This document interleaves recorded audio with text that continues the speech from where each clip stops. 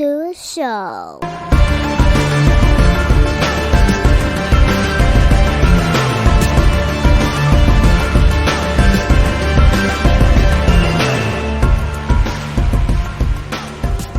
What's up, everybody? Welcome back to another episode of Off the Mats podcast. And for this episode, I'm actually going to be welcoming a guest who I just did a guest spot on their podcast. So we figure, let's go ahead and work on each other's show and be friends. So for this episode, I'm going to welcome the host of the Fight Space podcast, Captain Shenko. Welcome to the show, and thank you for doing this. How are you? Hey, I'm doing good. Thanks for having me on. Captain Shenko here. I really enjoyed our chat over on the Fight Space, so I'm excited to continue the conversation here. Yeah, absolutely. Yeah, I think I've only been a guest on, another podcast maybe once prior to yours, and it was a different experience being on the other side. And you made it very welcoming and just comforting. So thank you for that. Having you here on Off the Mats, kind of just really want to, go into getting to know you a little bit better and just kind of talking a little bit and, even continuing where we left off with your show where we were really talking about MMA upsets and just MMA period, just fighters. We had a good conversation there. So for you, when it comes to martial arts, what really, where did that all start for you? Like, have you always been into combat sports, or was that kind of a later thing that you just really took to? So I would say I got into combat sports. It's been a while now, about, almost 10 years ago, probably 9 years ago. My first exposure to mixed martial arts as a sport was through George St. Pierre's role as George Batroc in the Captain America films. And when I was looking into him in particular, because I found his character very interesting, I found out that he was a practitioner of the sport called mixed martial arts. I started watching old UFC fights. And then I was competing in equestrian sports, and my trainer at the time mentioned that I needed to start doing some cardio conditioning, maybe some weightlifting, things like that. So I was looking into gyms near me, and rather than going to Planet Fitness, I rolled up to my very first MMA gym, and from there I spiraled into absolute obsession with the sport. That's actually interesting to hear that, someone's entrance into martial arts came from a Marvel film. So that's, as a comic book nerd myself and a big fan of Marvel comics growing up, I'm happy to hear that. So, everyone who picked on us as kids for liking all that stuff, see, it leads places. So when you started training, like you just went right into it, just straight into MMA, or were there any specific disciplines that really kind of grab onto your attention? I think like a lot of people, your parents stick you in a karate school when you're like 10, 12 years old. And it's the first place that says karate lessons, discipline, whatever they're selling. And my first exposure to combat sports technically was at that McDojo. And I enjoyed the martial arts aspect, but I didn't like that my belt progression was based on how many signatures I got on my little card at the end of class. I felt like I should be earning it on my hard work and my merit. And I just didn't have that there. So it took me away from that sphere. When I started at my mixed martial arts gym, my MMA coach had me pegged like immediately as soon as I walked in. He goes, I don't mean to, make any judgments here, but you have a karate background, don't you? And I said, yeah, I used to do karate at a McDojo. I want to learn how to actually fight here because my McDojo was a no contact facility. It was all point sparring. And as I hear it now, that same school no longer does any sparring of any kind. So sad to hear. So that's my entry to the sport. But I love Brazilian Jiu-Jitsu. I love boxing. I love Muay Thai. So I like to get all of my different disciplines in and work on all of the different disciplines for sure. I would consider myself a mixed martial artist because I like a little bit of everything. Okay, that's really cool. It's always interesting to hear, you know, where someone really kind of thrives out of what they really enjoy, so that to really see someone take to it all, not just really settle in on one discipline, really does, I think, show a love for the sport of MMA. Because I think these days, especially as we get deeper into this world, you start almost losing that sense of MMA, where you got guys that are wrestlers, you got guys that are Brazilian jiu-jitsu practitioners, kickboxers and things like that. And we still know that everything's still on the table. Whether you're Wonder Boy or whether you're Gilbert Burns, you still got to be able to do some of the other stuff too. So that's good that you're kind of just got your hands in all of it. Mm-hmm. I was actually just having this conversation with someone else over on the Fight Space today. I said that I am the best grappler in the boxing gym and the best striker at the jiu-jitsu gym. Hey, that's something you want to have, though. That that's a good badge to have there. So I like that. I like that. So when you got started with doing the Fight Space, I mean, I guess obviously as you love mixed martial arts and you like you say, you fell into this obsession with it, was the idea of a podcast, even, I don't want to say like early on, because I guess the craze for podcasts is still more of a last 3 years type deal. But as you started really digging in and falling in love with the sport and all the disciplines, at what point did you say, you know what, I think I want to get out there and talk more and share my knowledge and learn more from other practitioners? When did that ideal come into mind for you? I've always had a reputation of being able to call fights and pick out movements, and so one of the things that really interested me was cage side commentary.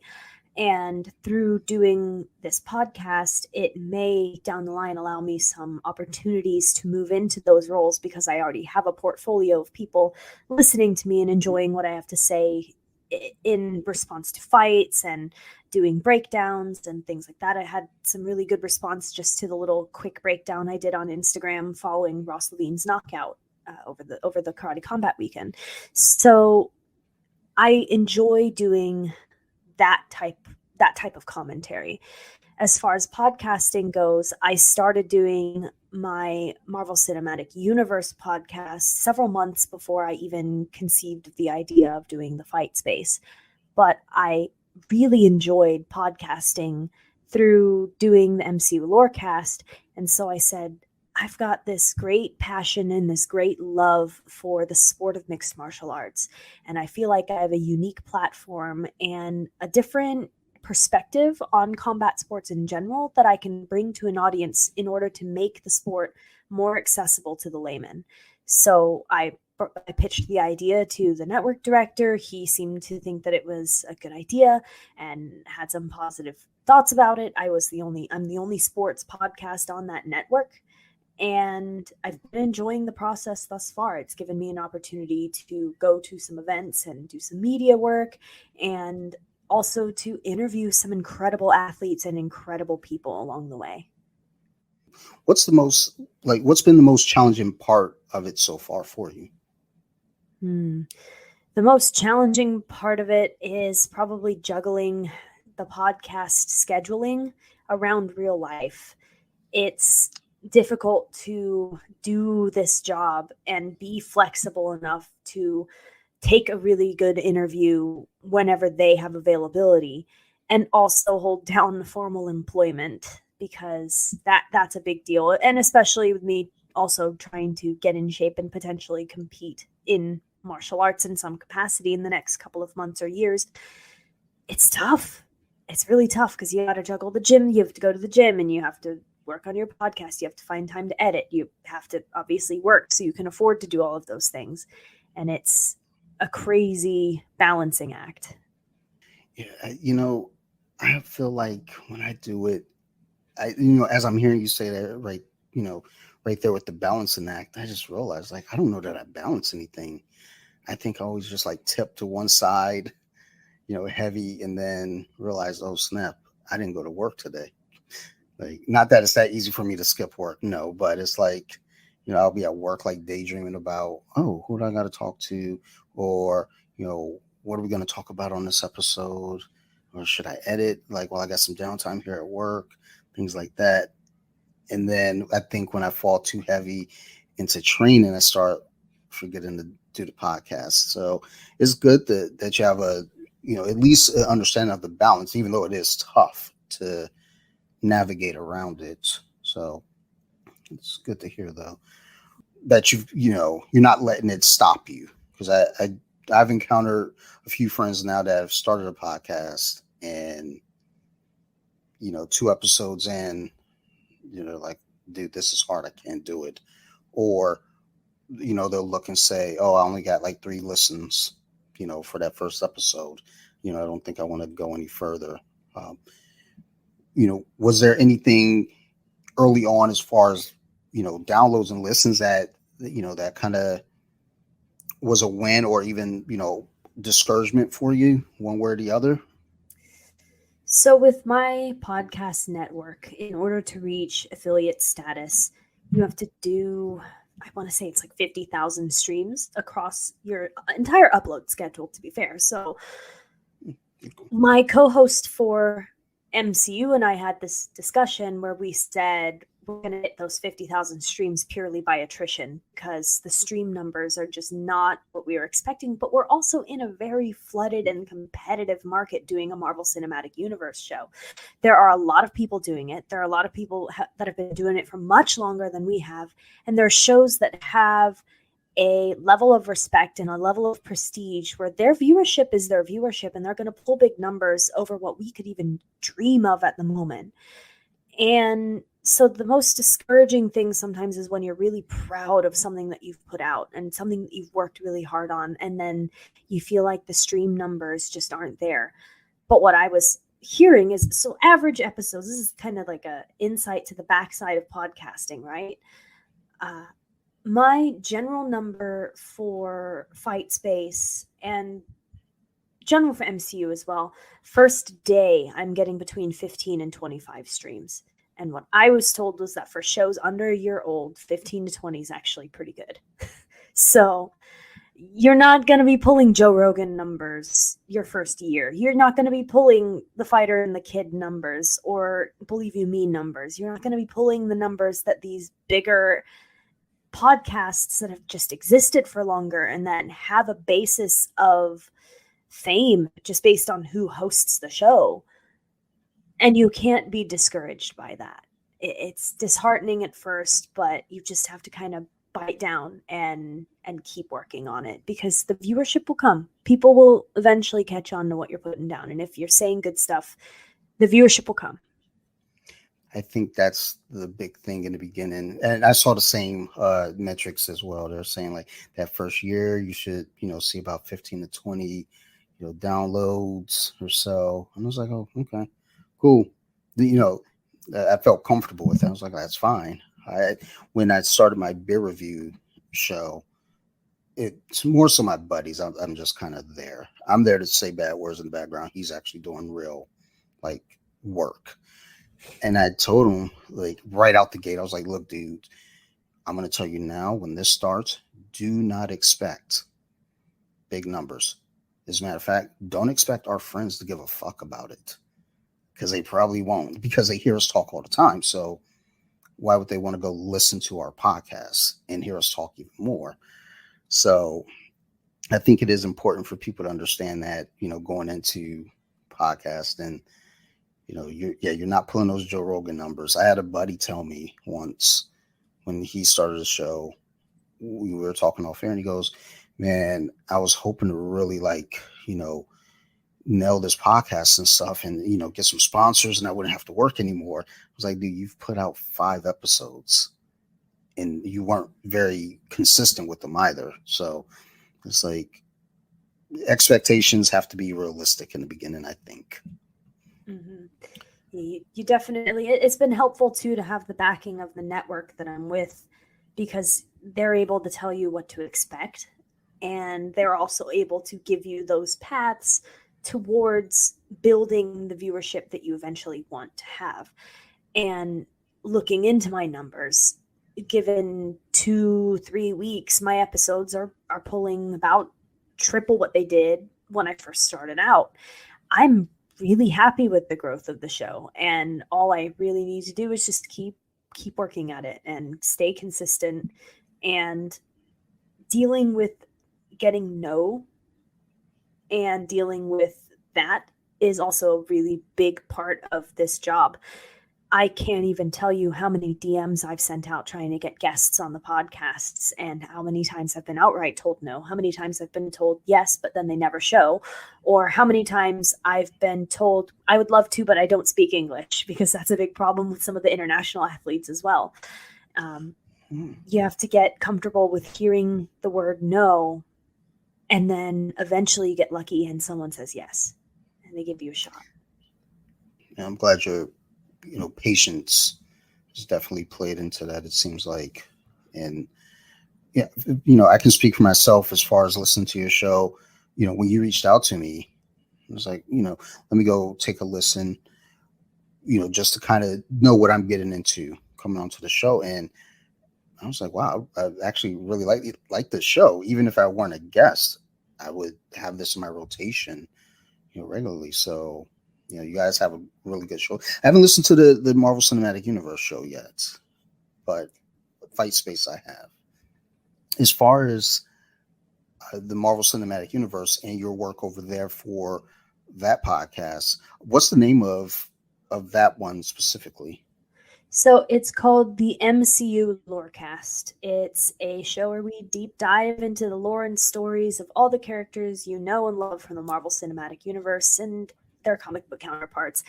I have a really good time doing that show. I've got an amazing co-host, and it's been a really good time. The teaser trailer for Marvels just dropped. Have you seen it? I have not. So I'm terrible at my job, and I'm very behind on the Marvel on the Marvel new releases, because what we're doing is we're going back on the timeline and we're covering the older films first. So we're talking about the Amazing Spider-Man 2 here shortly, and that episode will come out, I want to say next Monday, but we're working our way through the old films, the adjacent films, and then bringing ourselves up into present day. So I'm tending to hold off on viewing a lot of the new media until closer to when we're going to talk about it, just because of time. I'm so busy. I have very little time to intake a whole lot. So I need to be like, I had to find time to watch Amazing Spider-Man 2 before we talk about it. Sure. And even with the movies themselves, just where all of it's at, it's tough. It used to be, those earlier movies, whether it be the early X-Men films or Spider-Man films, even the Hulk, back in whatever, 05 or something, those films are just kind of like every so often you get a comic book movie. And now I think we're getting like 3, sometimes 4 per year plus TV shows now. So it's a lot to keep up with, especially these days. So for you all to go back and, try to watch things and then catch up to today, I mean, my hat's off to you for that. That's got to be a lot of work there, just in being able to find the interest, but also then, have the motivation to keep going with it. Because I know for myself, as much as I love it all, I get that burnout every so often. Yeah, and I mean, for perspective, I've done now 20 episodes with a couple of backlogged episodes and a few interviews that I have to get through this week for the Fight Space. And I've done almost 40 episodes for MCU Lorecast, I want to say. So I've been at this for a while. It is a war of attrition when you're starting out a podcast, especially in the two markets that I've chosen to try to break into, because Marvel is a huge media monster. And there are like 100 podcasts doing the same thing that we are. We have to make ourselves unique and interesting and the standout for that sphere. And then for the fight space, just based on the people that already have a platform that do shows, I'm already competing in a reasonably large market. And then there's all the smaller shows more on my level that I'm also competing for, because our viewership is more or less the same. I feel like too, the fan bases for both MMA and comic books, period, just whether it be DC, Marvel, even Image. I always feel like these two fan bases, and I'm only speaking from my own experience in it, seems to be the most temperamental. You know, if like as far as like comic books go, in a lot of ways, if something strays a little bit, there's this outrage, nerd rage, even. And in MMA, you kind of get a similar thing too, where you get a lot of, back in the, 2000s when Brock Lesnar came into the sport, you had a lot of people that were really raging and angry about him coming in because, MMA was its own thing, and then Brock Lesnar was coming from WWE. So I feel like, there's a lot of, kind of parallels with the two fandoms and worlds between comics and MMA to some degree. Most definitely. And I agree with what you're saying about the fan bases being finicky. We just got a bad review, which kind of irritated me. And they said, why haven't you talked about Deadpool yet? And I'm like, if you go and you just look at our episode list, you can see we started at the Tobey Maguire Spider-Man movies, and we are now on the Andrew Garfield Spider-Man movies. We worked our way through all of phase 1 of Marvel, the Avengers, all of the X-Men films. Actually, now, yeah, we just talked about Dark Phoenix, so we're at the end of the X-Men films. We've talked about a plethora of Marvel films, and you're going to leave us a bad review because we haven't talked about the one character that you want us to talk about yet. It's like, just chill, be patient, we're getting there. We have our system that we're working through. We can't just skip ahead to talk about Deadpool as much as we might have wanted to not talk about Dark Phoenix. I just watched Dark Phoenix again last night. I'm sorry. Yeah, so am I. Dude, when Apocalypse ended and I saw that they're going to do Dark Phoenix, I was kind of disappointed with Apocalypse. I was like, okay, they won't drop the ball on Dark Phoenix. They can't do it twice. They won't mess us up twice. This was the second time I walked out of an X-Men movie like with like a watery eyes, because I fucking love X-Men. That's what I grew up on, and the way that they butchered that, I was just like, oh my god. So now I just watch it to be angry. I just turn it on when I'm like, you know what, things are going too well. Let's just get pissed. I put it on before bed and then woke up this morning ready for the world. So I'm sorry you all had to watch it for the podcast. I'll put it on before I have to go fight someone. It'll just piss me off, and I'll go, man, I really hate that movie. I'm going to go tear this girl's head off. I'm going to pretend she's the director and just tear her head off. It was, that film is rage-inducing for sure. We just had to talk about it, and I think the term that we used to describe it was, ugh. Perfect. I couldn't think of a better term. So out of the films that you've watched so far, what's been, like your top 2 or 3 that you really, really enjoyed watching and talking about? Well, I think the number one is obviously Captain America, the Winter Soldier, of the ones that we've gotten to talk about recently, because you are my favorite human. So that movie's so good, right? Like, it's about as close to a perfect film for me, at least, as you can get. The cast was phenomenal. The script was phenomenal. You take out all the Marvel crap, and it's still just an awesome spy thriller film.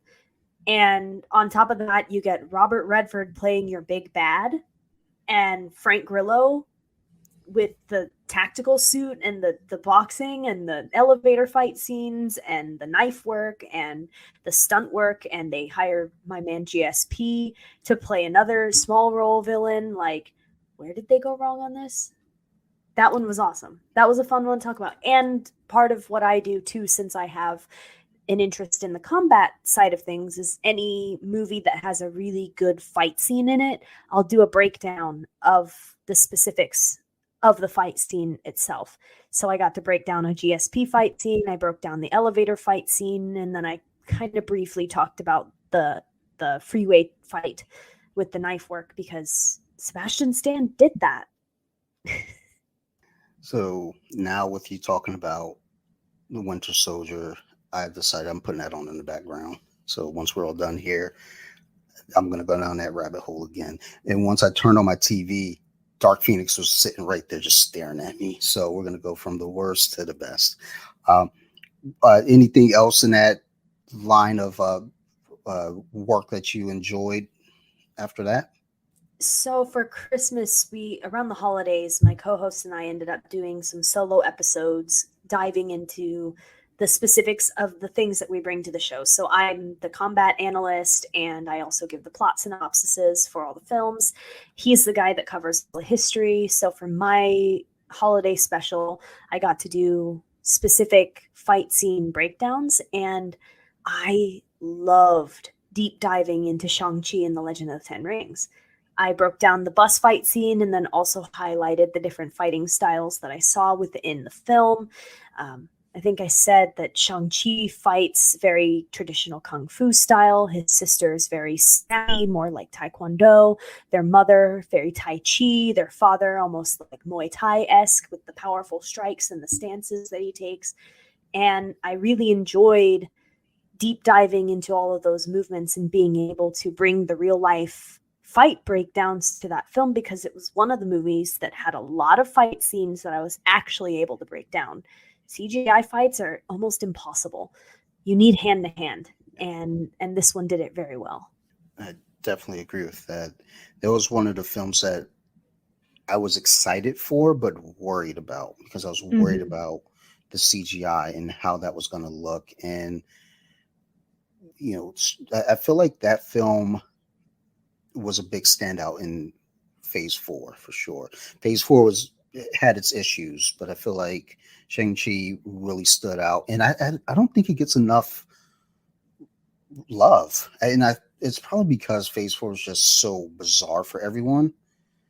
But I think, this film will stand kind of that test of time, because even with Winter Soldier, when it came out, one of the points that you made there is, you take away the comic aspects of it, it's still a really good spy espionage film. And this, like, it's Winter Soldier itself is a film where you can watch that film without seeing anything before or after and still enjoy the film. I feel like Shang-Chi has some of those elements where you can watch it and not have to see anything beforehand to really get what's going on. You don't necessarily have to, we don't know where the story is going to go for him yet, but there was the post credit that came about, so we have an idea. But it is still kind of a film where you can watch it and be like, I think I'm done. I think this was good. I liked it, and I can just leave it at that. I also really like Wong. Yeah, he's a fan. My wife enjoys Wong. I don't dislike him. I just always forget. Once he says something or does anything, it is memorable, whether it be in, No Way Home, like just kind of the, couple lines that he had there. And, in general, just in Doctor Strange, period. So, but my wife definitely is a fan for sure. So you all share that in common. So as you move forward with just doing the podcast that you have, the training that you're doing right now and everything, how do you really find that balance? Like, is there like kind of an even split that you do, or is it kind of how I was mentioning earlier, where some things might get a little more love than others and something might go lacking? Like, do you have like I guess kind of a solid balance for yourself? I am a workaholic, so I don't really know what days off are. I tend to overbook and overwork myself all the time. and then that drives me nuts, and I like take 2 weeks off, and then I'm reset for like another 3-4 months. So I think that's how I deal with it. I structure my life almost like a fight camp. I work really hard for 8 to 10 weeks, and then I take some time off. And that's kind of where I've struck my balance. I am training myself in cycles, so my big goal right now is just to get to a little bit of the lower walking around weight, so that if a fight popped up short notice, I'd be able to say, okay, I only have 5 pounds to cut, let's go. And also just working on my baseline levels of fitness, attending to a couple injuries that I have, and just being honest with myself and being able to work around the limits that I currently have. And then in the interim, being able to have middays free to podcast or media or be editing or whatever the case may be has just been lovely. And as far as working goes, I've been just trying to work enough to cover my bills and put a little away, but also give myself the flexibility and the ability to pick up and go do a karate combat event, or pick up and go to a fight over the weekend because, you know, I want to be doing commentary there, or whatever the case may be. So it's been a process trying to strike that balance, but once you have it, if you just stick to it, that's the biggest deal. That's the biggest thing. Real quick, kind of steering back to fighting. So as a female fan and practitioner in MMA, have you had any like pushback, like male pushback? I think more so from the fan standpoint. So the deal with social media is that you can never get your whole point across. That's why I like long form media like podcasts, because I can sit here and I can explain why Luke Rockhold's going to do really well in bare knuckle, because even though the last time he fought at Elevation, it wasn't that impressive, he still put on one heck of a performance despite the deficits in his fighting, whatever. The thing about social media is that you put something short form and you then have to go on to explain it. And there's a lot of room for people to criticize what you're saying and write you off as having an invalid opinion because you are a woman. It's like, oh, this is just some girl that thinks Luke Rockhold's a good looking guy, so she's of course going to defend his fighting because this, that, and the other. It's like, no. The good looking part's just the bonus. Okay. He's also a great fighter and I love watching him fight. Like, let's not get this twisted here, So that's the big pushback. And that's why I enjoy doing podcasts, because I'm able to showcase that I do know what I'm talking about in this longer form media, where there's no room for doubt. A lot of the things that I say have to come from the top of my head. And in this form of media, not having the wealth of knowledge from just going out to watch the fights and watching old fight footage and being in the gyms and in the training spaces and having that knowledge of what moves are happening and what's going on. That's the biggest thing. And being able to be taken seriously as a woman in the space it's always a struggle. I've been very, very lucky to have received some really good feedback and some really positive interactions within the community, but there's always the one or two, Absolutely. I mean, even myself, as a male, sometimes I run into, these weird like questions of, fandom and support. And just like, I mean, look, I'm no dummy. All right. Go listen to the podcast. I may say some silly things sometimes, but in there you'll find that, we know what we're talking about most of the time. So with, again, time being an issue here, I want to go ahead and wrap us up here so that way you have time to kind of get out and, get on to the next project. Captain Shenko, thank you for doing this and making the time. I know you got a hell of a schedule, so just being able to squeeze this much in for off the mats, I really do appreciate it. Before we get out of here, do you have any shout outs or mentions that you would like to throw out there? The only thing I really want to shout out is I'm pretty active across social media. You can find me on Twitter as the Fight Space 1. Someone else stole the handle of the Fight Space, so if you're out there and you have that handle and you want to give it to me, I would appreciate it. Thank you very much. I can also be found on Instagram and TikTok as Captain Shenko, Cptn Shenko. Other than that, I do another show called the MCU Lorecast. If you're into the Marvel Cinematic Universe, definitely think about giving that show a look-see. And then, of course, we've been talking about the fight space all this time, so I'd be remiss to not mention it at least once. Absolutely. And that makes sense why I couldn't find you on Twitter. So I'll be sure now to add the one there at the end. So I was looking after I did the show with you, I went looking for you and I was like, I cannot find her. Okay. But thank you for that. I'll make sure to put all your information in the show notes so that way everyone knows where to find you and to get a hold of the shows. Awesome. It's been a really great time coming on your show this time, and we always have good chat, so I appreciate you very much. No, I appreciate you, and I would love to have you back on to, for one of the Off the Mats Nerdcasts to get some some deeper comic talk going on in there. So I will definitely do that. Before we get out of here, I want to also always thank my crew over there at Nerd Rage Radio. We just wrapped up episode 400 over there, so Bobby, Chris, Joe, Marilyn, Phil, Ricky, Tiki, all you guys, Raul, love you guys. You all are amazing. So thank you for everything you guys do and get me into this thing called podcast. And also I want to do a quick shout out to my other show. So You Like Horror. If you like scary movies, go check it out. We've been doing horror through the decades this year in a couple different genres, subgenres and themes within horror. So go check that stuff out and, give it a listen if you like. And last but not least, big shout out to the Fight Space and Captain Shenko. Go check her out. Go listen to the show. The MCU Lorecast as well. I'm going to check it out because just knowing that we like the same movies here already has my interest peaked. So thank you for that. And as always, thank you for the listeners. I appreciate the hell out of you. If you have any questions, concerns, criticisms, feel free to reach out to me. You know where to find me. Otherwise, thanks for listening, guys. You keep listening to me. I'm going to keep making these. Goodbye. Oos.